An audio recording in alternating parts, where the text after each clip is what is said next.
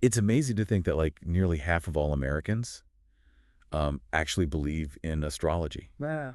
Think about it. Like millions of people checking their horoscopes, Yeah.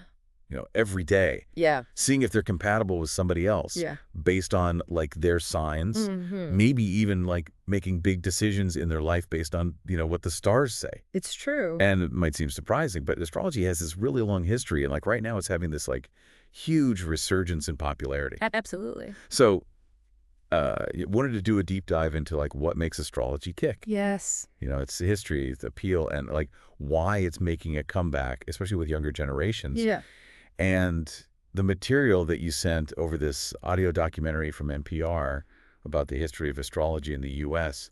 is the perfect place to start. Yeah, I think it's really fascinating how this practice that was, once considered like the domain of scholars and emperors Right. could kind of fall out of favor and then make its way back into like mainstream consciousness. Yeah. The story of astrology, I think, really reveals something about our human need to find meaning and patterns, especially in times of uncertainty. Exactly. And what's interesting about this documentary is that it focuses on like two very different but equally intriguing figures in American astrology. Okay. Evangeline Adams, who was like a pioneer in popularizing astrology in the early 20th century. Right. And then Joan Quigley, who, as you might already know, played a rather unexpected role in the Reagan White House. Yeah, both of their stories show how astrology can be this like source of comfort and guidance, even in like the highest corridors of power. But before we get to like those modern figures, we need to understand like where astrology came from. Yeah. And we're talking ancient roots here. Right, going all the way back to like Mesopotamia, ancient Egypt, Greece. Exactly. This wasn't just like some like fringe belief system. No. It was like woven into the fabric of those civilizations. Absolutely. For millennia, astrology and astronomy were like intertwined. They were practiced by scholars, consulted by kings, even endorsed by like religious leaders. Wow. Imagine like a world where emperors based their military campaigns on like the positions of the planets, Right. or where physicians used astrology to diagnose illnesses. It's hard to grasp how integral it was to their entire worldview. It's true. It's almost like we've lost that connection to the cosmos in modern times. Yeah. But then something shifted. Yes. The rise of scientific thinking during the Enlightenment brought about a major change. Okay. The emphasis on like reason and empirical evidence led many to view astrology as like superstition, incompatible with the new scientific worldview. So it's like science put astrology on trial, and the verdict was not guilty by reason of insufficient evidence? More like guilty of being too mystical and not fitting into the neat boxes of the scientific method. Right, and that shift has major consequences. Yeah. By the 19th century, astrology had been relegated to the realm of like fortune-telling, Yeah. and was even considered disreputable or even like illegal in some places. Right. But like a phoenix rising from the ashes, astrology was poised for a comeback. Yes. And one woman in particular, Evangeline Adams, would play a key role in that resurgence. She was a pioneer. What I find fascinating about her is that she was this independent, forward-thinking woman in a time when that was pretty unusual. She was a trailblazer. She defied societal expectations and embraced astrology as her calling when it was anything but fashionable. Yeah? And not only that, she was a brilliant businesswoman. Really? She knew how to market herself, build a thriving practice, and attract high-profile clients like J.P. Morgan, the renowned financier. That's right. And speaking of attracting attention, she even predicted the 1929 stock market crash. Wow. Can you imagine the buzz that must have created? It must have been huge. To have that kind of foresight during a time of like national crisis and economic uncertainty, Yeah. it's no wonder her insights would have seemed even more alluring. It's like clockwork when traditional systems fail to provide answers or reassurance. Right.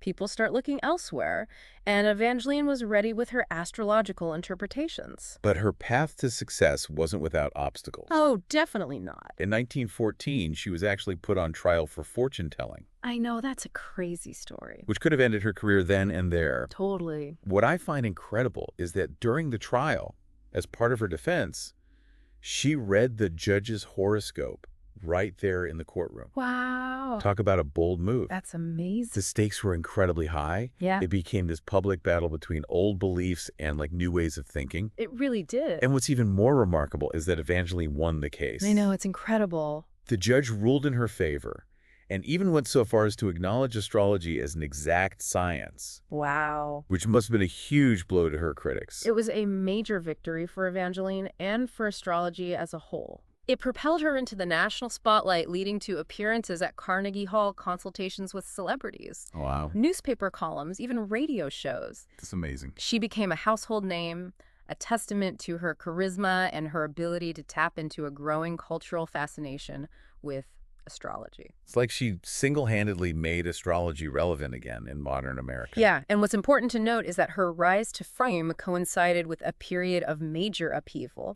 World War I, the Roaring Twenties, the Great Depression. Right. These were times when people were searching for meaning and explanations, and Evangeline offered a cosmic framework for understanding these turbulent times. So are you saying that there's a connection between societal upheaval and the popularity of astrology?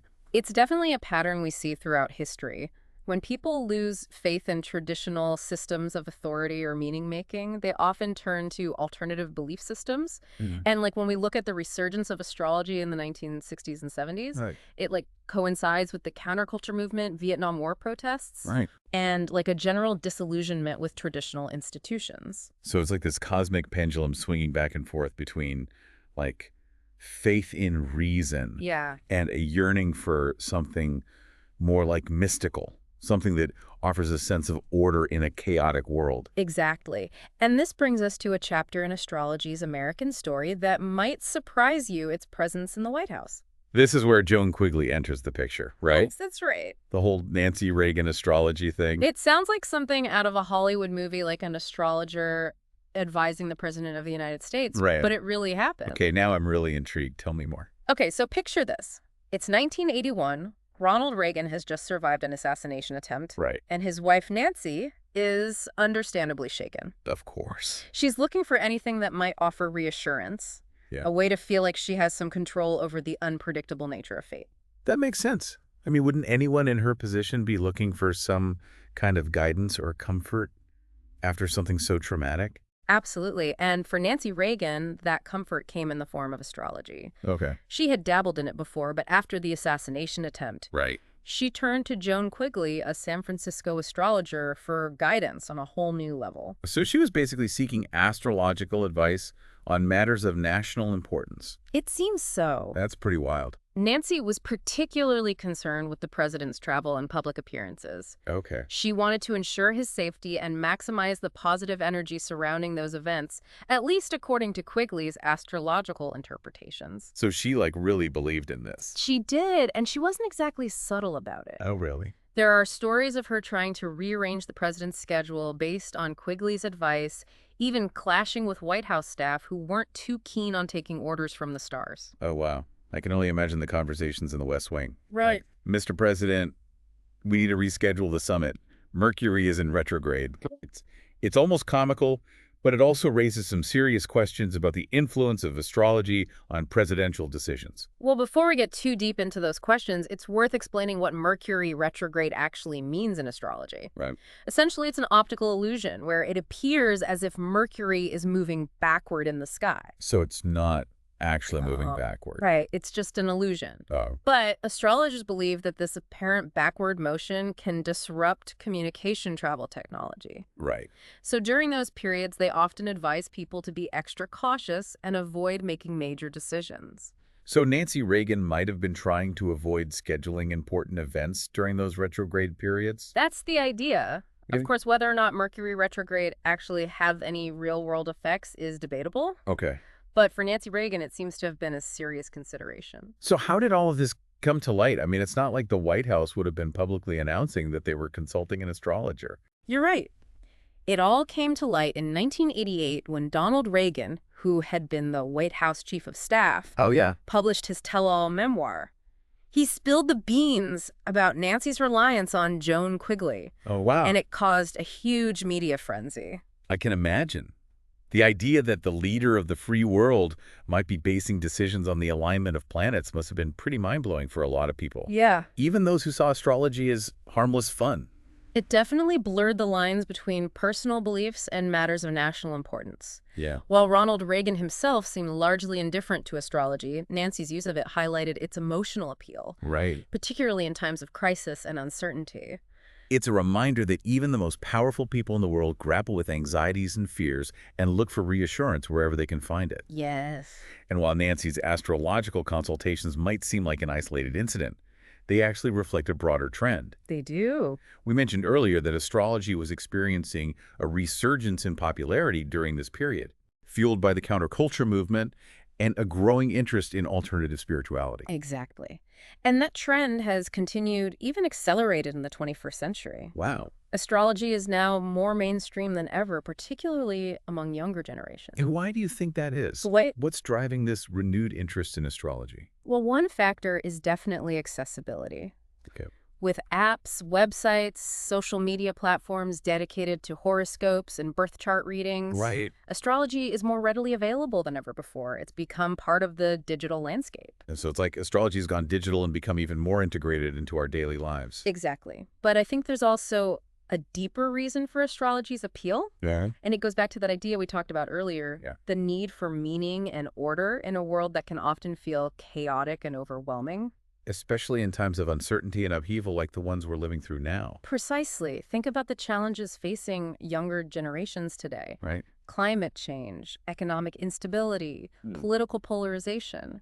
It's a lot to process. And astrology can offer a sense of framework, a way to understand one's place in the midst of all that chaos. So it's not just about predicting the future or checking your daily horoscope. No. It's about seeking a deeper understanding of yourself and the world around you. Right. Astrology can provide a language to talk about your strengths, your weaknesses, your potential, your challenges. Okay. It can also offer a sense of connection to something larger than yourself, Yeah. a cosmic tapestry that links you to the rhythms of the universe. It's almost like having a personalized cosmic roadmap, even if you don't necessarily believe the planets are dictating your every move. Exactly. And for many, astrology offers a sense of hope and agency, Right. especially during difficult times. It can be a source of comfort, a way to feel less alone in the face of life's challenges. It's like that feeling of, okay, maybe I can't control everything, Yeah, but at least I have some insight into the cosmic forces at play. right. And who knows, maybe there's even a little bit of magic in that. Whether or not one believes in the predictive power of astrology, its enduring popularity speaks to deeper human needs. Yeah. It's about our desire to make sense of a world that can often feel unpredictable and overwhelming. It's a reminder that we humans are storytelling creatures. Yes, we We are. look for patterns, we create narratives, and we seek connections to something bigger than ourselves. Absolutely. And astrology provides a rich and fascinating framework for doing just that.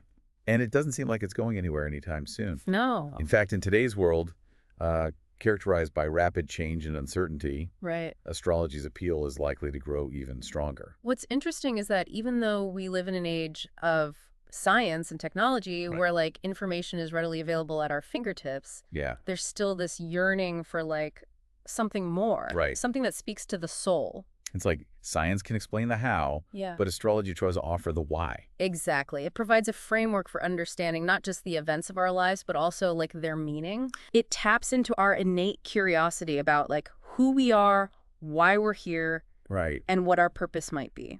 And I think for a lot of people, especially younger generations who are grappling with so much uncertainty and existential angst, Yes. astrology offers a sense of hope, Yeah.